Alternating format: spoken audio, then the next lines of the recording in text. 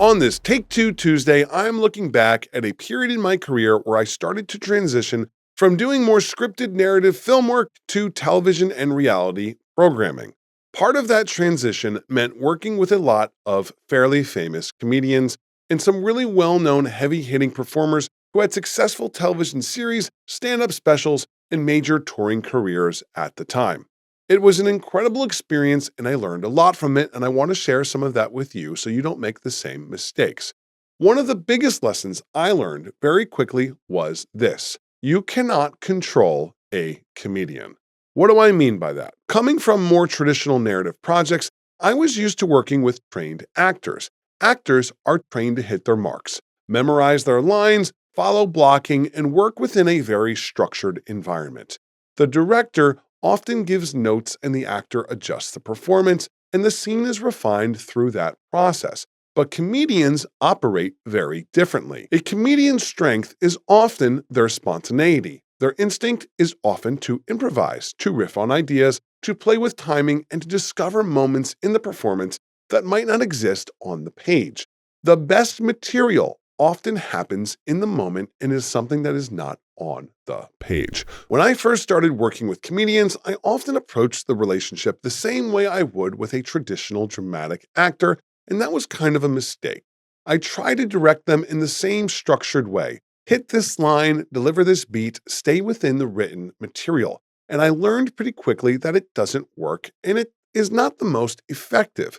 Comedians need room. They need space to explore, and you have to let them improvise. You have to let them work with you, not for you. Sometimes they'll rewrite the material right there in the moment because they know where the joke really lives. Their entire craft is built around audience reaction and instinct. They know how to find the laugh, and so you gotta let them do what they are good at. Sometimes that means throwing the script out the window for a minute and seeing where the energy goes. As a director or a producer, your job becomes less about controlling the performance and more about creating an environment where they can do what they do best. Also, there is nothing wrong with a director or producer giving their talent, whether they're a comedian or not, a take of their own to do in their own way.